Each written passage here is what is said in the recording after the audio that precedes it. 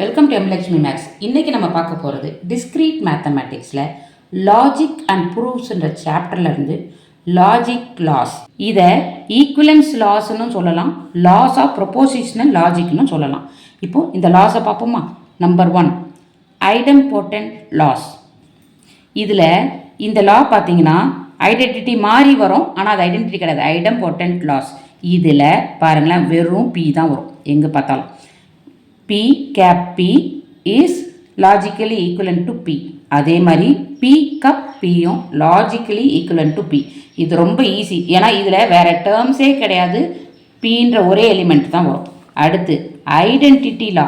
Identity லாஸ்னால் என்னம்மா, இப்போது இந்த P கூட ஏதோ ஒரு விஷயத்தை ஆப்ரேட் பண்ணி நான் Pயை கொண்டு வரேன். அங்கே 3மே Pன்னு இருந்தது, இங்கே எக்ஸ்ட்ரா வேறு இது இருக்குது. இந்த பாருங்கள், P cap true. இந்த கேப்பில் உள்ள விஷயம் என்னன்னு கேட்டால், ரெண்டும் ட்ரூவாக இருந்தால் ஆன்சர் ட்ரூ, இல்லை ஃபால்ஸ். ரெண்டும் ட்ரூனா பி ட்ரூ, அப்போ பி வருது.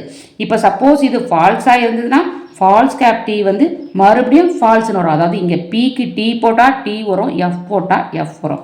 அதே மாதிரி தான் P cup F is logically equivalent to P. ஏன்னா இங்கே கப்பில் வந்து எஃப்பும் சேர்ந்தாதான் எஃப். அப்போ இங்கே எஃப் வந்துடுதுன்னா இங்கே எஃப், மற்ற எல்லா காம்பினேஷனும் ட்ரூ. அப்போ மீதி என்ன காம்பினேஷன், இங்கே டி போட்டால் இங்கேயும் டி தான் வரும். ஸோ இதுதான் ஐடென்டிட்டி லாஸ். அடுத்து காமுடேட்டிவ் லாஸ். காமுடேட்டிவ் உங்களுக்கு தெரியும், A cross B equal to B cross ஏன்னு வரும். அதே தான் இங்கே P cap Q is equivalent to Q cap P. அதே மாதிரி இதே இது கப்பில் போட்டாலும் P cup Q is equivalent to Q cup P. இதுதான் காமுடேட்டிவ் லாஸ். அடுத்து அசோசியேட்டிவ் லாஸ். இதில் இப்போ காமுடேட்டிவ் லாஸில் 2 எலிமெண்ட் இருந்தால் அசோசியேட்டிவ் லாவில் 3 எலிமெண்ட் இருக்கும். இங்கே பாருங்கள், P cap Q cap R is equivalent to P cap Q cap R. இந்த ப்ராக்கெட்டை இடம் மாற்றி விட்டுருக்கு, வேறு எதுவுமே இல்லை. So you can change place. P cap கியூக்கு இங்கே ப்ராக்கெட் இருக்குது, இங்கே பார்த்தீங்கன்னா அடுத்ததில் கியூ கேப் ஆருக்கு ப்ராக்கெட் மாறிடும். இதே தான் கப் போட்டு பண்ணலாம். P cup Q cup R is equal to P cup Q cup ஆர்னு மாறிடும். புரியுதாம்மா. அடுத்து டிஸ்ட்ரிபியூட்டிவ் லா. டிஸ்ட்ரிபியூட்டிவ் லானா இந்த பாருங்கள், இந்த பியை உள்ளே இருக்கிறதோட நம்ம டிஸ்ட்ரிபியூட் பண்ண போகிறோம். P cap Q cup R is equivalent to, இங்கே கவனிங்க, பி கேப் கியூ வந்துருச்சா. அடுத்து இந்த சிம்பிள் போடுங்க, கப் பி கேப் ஆர். அப்போது இந்த உள்ளே வர ஃபஸ்ட்டு 2 சிம்பிள் பி கேப் வரும், இந்த ரெண்டுத்துக்கும் நடுவில் இந்த கப் வரும். இதே இது ரிவர்ஸில் P cup Q cap R. இது எப்படி வரும், இங்கே பாருங்கள், பி கப் கியூ நடுவில் இந்த சிம்பிள் வரும், கேப் பி கப் ஆர். இதுதான் டிஸ்ட்ரிபியூட்டிவ் லா. அடுத்து டிமார்கன்ஸ் லாஸ். டிமார்கன்ஸ் லாஸ் என்ன சொல்லுது, இப்போ பாருங்கள், இப்போ நெகேஷனோட ப்ராப்பர்ட்டியே சொல்லும். இது negation of P cap Q is equal to, எப்போ இந்த நெகேஷனை உள்ளே கொடுத்தோன்னா நெகேஷன் பி, நல்லா ஞாபகம் வச்சுக்கோங்க, இங்கே நாட்டுன்னு கொடுக்குறோம். அப்போ இங்கே கேப் பிகம்ஸ் கப்.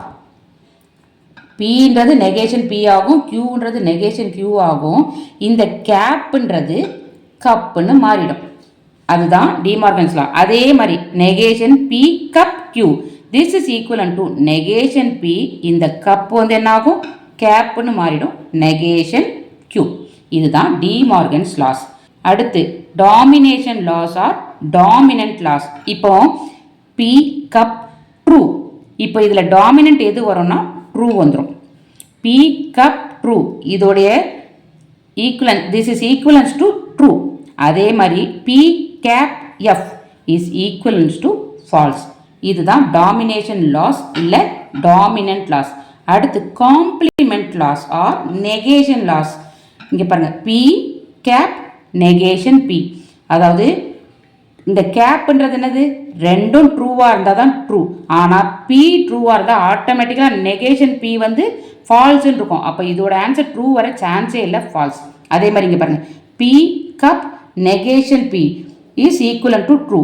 இப்போ கப்புக்கு வந்து என்னது, ரெண்டுமே ஃபால்ஸாக இருந்தால் மட்டும்தான் ஃபால்ஸ் வரும், மற்ற நேரம் ட்ரூ வரும். இங்கே ரெண்டுமே ஃபால்ஸாக இருக்க சான்ஸே இல்லை, ஏன்னா பி ஃபால்ஸ்னா நெகேஷன் பி ட்ரூன்னு வரும். அப்போது இதில் ஃபால்ஸ் வர சான்ஸ் இல்லை, it is equal to true. புரியுதாம்மா. அடுத்து அப்சர்ப்ஷன் லா. இதில் இங்கே பாருங்கள், P cup P cap Q, இங்கே கப்பும் இருக்குது, பி பக்கத்தில் கப் இருக்குது, இங்கே பி பக்கத்தில் கேப் இருக்குது. P cup P cap Q is equivalent to P. அதே மாதிரி P cap P cup Q இந்த இடம் மாறி இருக்கு பாருங்க, அப்போவும் that is equivalent to P. இதுதான் அப்சர்ப்ஷன் லா. அடுத்து டபுள் நெகேஷன் லா. நெகேஷனுக்கு நெகேஷன் போட்டால் நார்மல் வேல்யூ வந்துடும். Negation of negation P is equivalent to P. இதுதான் டபுள் நெகேஷன் லா. அடுத்து கான்ட்ராபாசிட்டிவ் லா.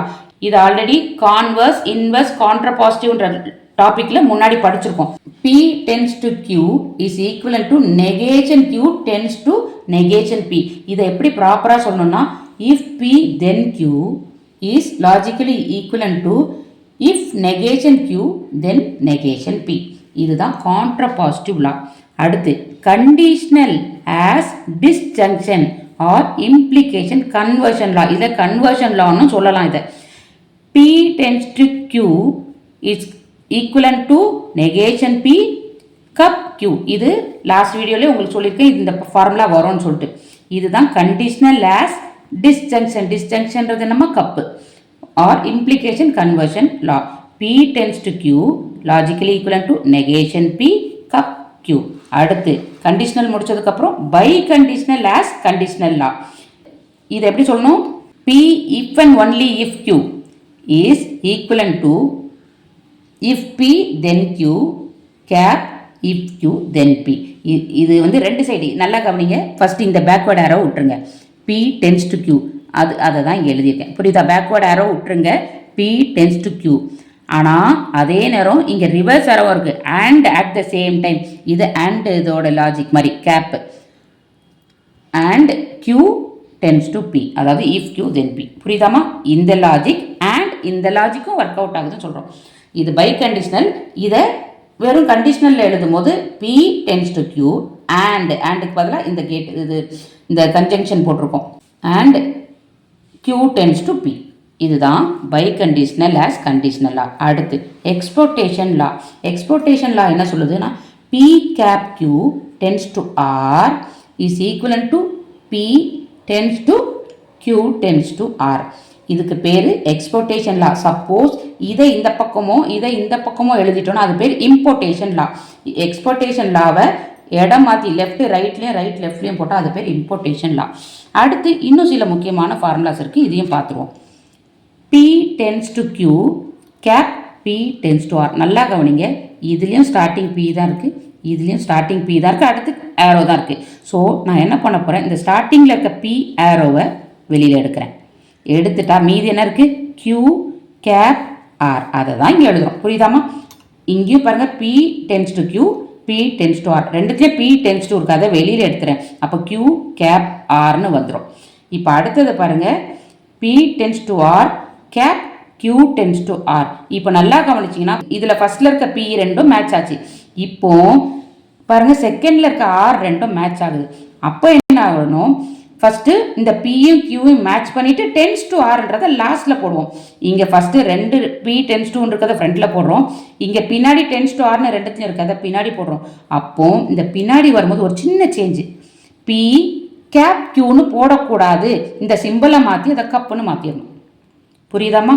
அதாவது ஃப்ரண்ட்டில் எடுத்தோன்னா அதை மீதி இருக்கிறத அப்படியே போடலாம், பின்னாடி இந்த டென்ஸ் டு ஆர் வந்ததுன்னா கேப் வந்து கப்பாக மாறிடும். இதே இது இங்கே பாருங்கள், P tends to Q cup P tends to R. இப்போ இதில் P tends to ஃபஸ்ட்டில் இருக்குது. ஸோ P tends to எடுத்துட்டேன். அப்போ Q கப் R அப்படியே எழுதிக்கலாம்.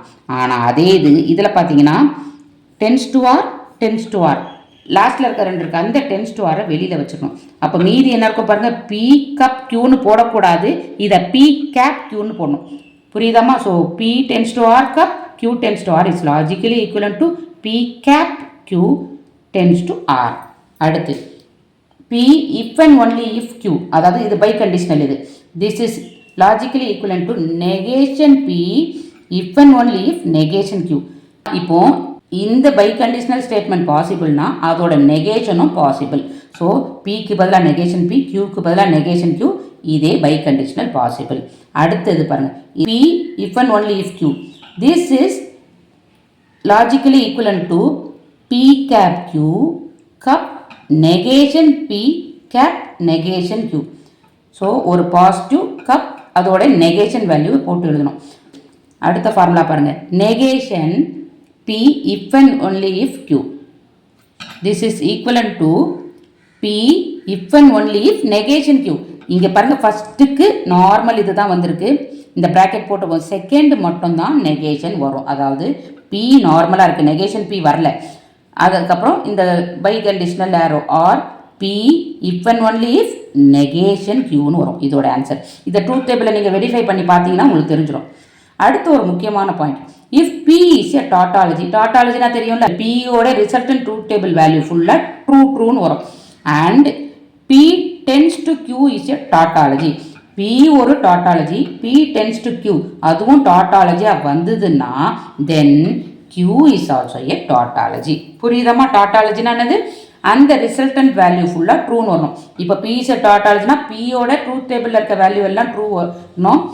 P tends to Q is a tautologyனா P tends to Q ஓட ட்ரூத் டேபிள் ரிசல்ட் வேல்யூ எல்லாம் ட்ரூன்னு வரணும். அப்படி வந்ததுன்னா அப்போ ஆட்டோமேட்டிக்கலாக Qவும் டாட்டாலஜி தான். அதாவது Qவோட ட்ரூத் டேபிளும் எல்லாமே ட்ரூன்னு வரணும். இதில் ஒரு சின்ன விஷயத்தை நீங்கள் கவனிக்கணும். நிறைய புக்ஸில் நெகேஷனோட சிம்பிள் மாதிரி இந்த அப்ராக்சிமேட் சிம்பிள் மாதிரி இருக்குல்ல, இதுவும் கொடுத்துருப்பாங்க. ஸோ கன்ஃபியூஸ் ஆக வேண்டாம். நெகேஷனுக்கு 2 சிம்பிள் இருக்குது. இதுவும் நெகேஷன் சிம்பிள் தான், இதுவும் நெகேஷன் சிம்பிள் தான். அவங்கவுங்க புக்ஸில் எப்படி கொடுத்துருக்காங்களோ போத் மீன்ஸ் சேம். புக்கில் எப்படி வேணால் கொடுத்துருக்கலாம் உங்களுடைய புக்கில், பட் ரெண்டும் ஒன்று தான். அதே மாதிரி ஈக்குவலன்ட் சிம்பிள் வந்து இப்படியும் கொடுக்கலாம், அந்த 3 லைனும் கொடுக்கலாம், ஆர் இந்த பை கண்டிஷனல் ஆரோவில் டபுள் ஆரோ மாதிரியும் கொடுக்கலாம். ஸோ ரெண்டும் ஒன்று தான். அப்போ எது கொடுத்தாலும் கன்ஃபியூஸ் ஆகாதீங்க. என்னடா இங்கே இப்படி கொடுத்துருக்கு, வேறு என்னோட புக்கில் இப்படி கொடுத்துருக்கு, இப்படிலாம் யோசிக்காதீங்க. நெகேஷனுக்கு இந்த 2 சிம்பிள் இருக்குது, ஈக்குவலன்ஸ்க்கு இந்த 2 சிம்பிள் இருக்குது. எதை வேணால் யூஸ் பண்ணிக்கலாம். புரியுதாமா? அவ்வளோதாமா அந்த லாஜிக் லாஸ். தேங்க்யூ.